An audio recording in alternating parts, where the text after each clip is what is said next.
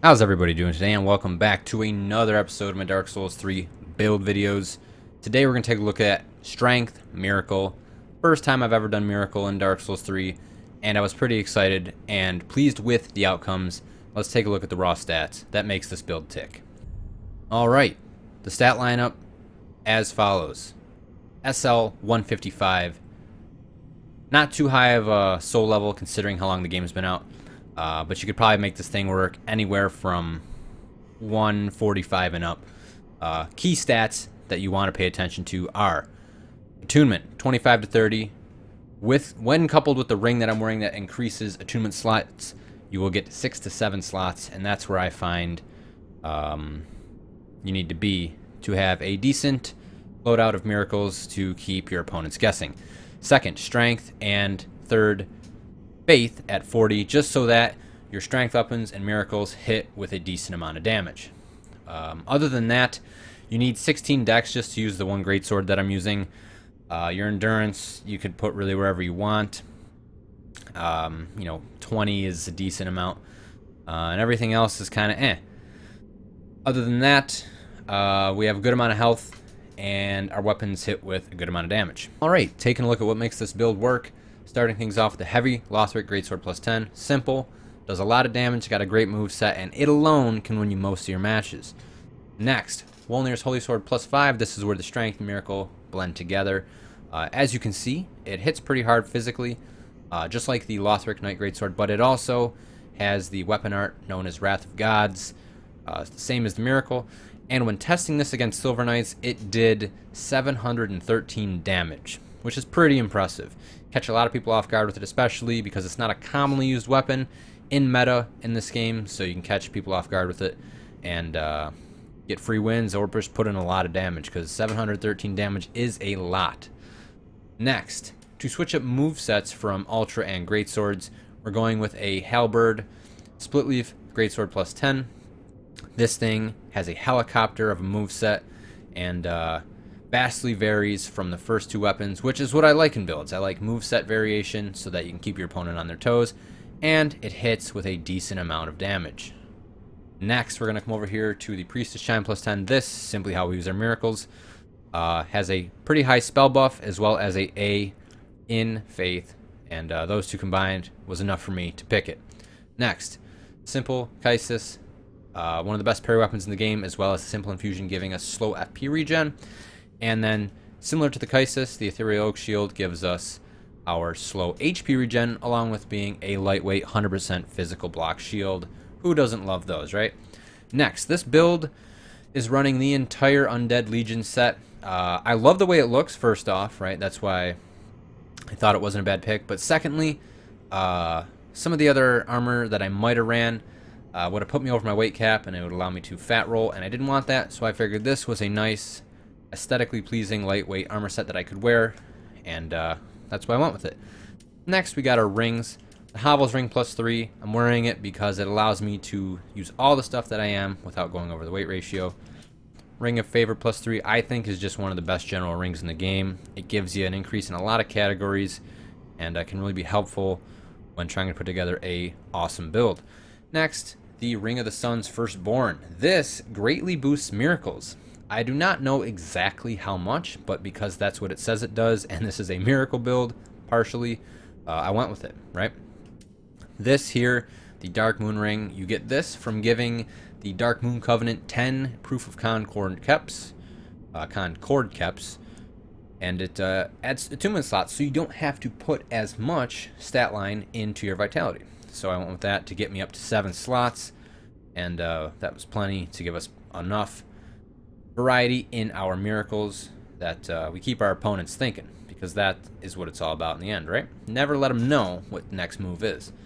So that is going to wrap up our build here and all the stats. One more thing is that I split my Estus 8 and 7 so that we go in with, I believe it's 4 and 3. It's kind of rough that when you get summoned in, it cuts all your flasks in half.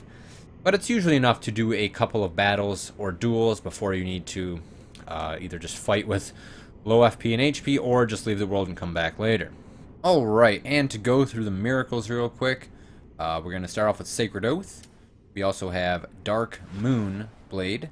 We have the Lightning Arrow, the Lightning Stake, Sunlight, and Great Lightning Spears. The big thing is going to be using Sacred Oath and Dark Moon Blade to buff our weapons to get tons of damage out of them. The Lightning Arrow I'm going to use a lot to bait rolls, see if I can catch people out of rolls, get extra chip damage in. And then these three, they kind of go anywhere. I mean, it's just timing. Usually they, or historically, they work when someone does like a weapon art or something long and drawn out that they can't get out of, then these can hit for a ton of damage. And then sometimes the Lightning Stake you can use as a bait for other combos, or you can just throw it off when you get close to them. Maybe catch them as in a running attack, catch them while they're running at you. A lot of different ways you can use them, but anyway, that is the Miracle loadout. Okay, that is going to do it for the build. You've seen everything about it, you know how it works. One more thing I wanted to say.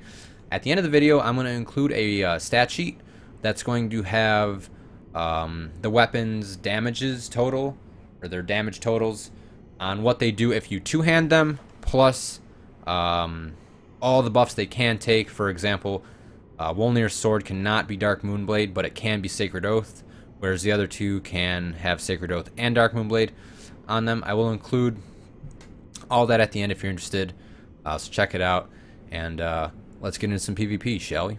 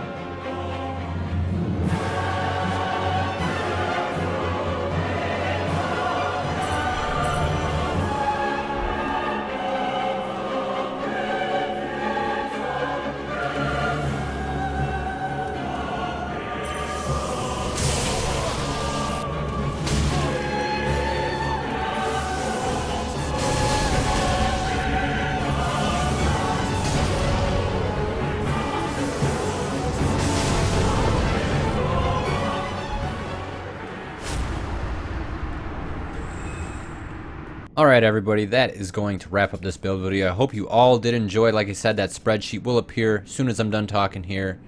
But yeah, that's my Strength Miracle build. Had a lot of fun with it, and definitely can be quite effective if used correctly. Anyway guys, until next time, we'll see you then.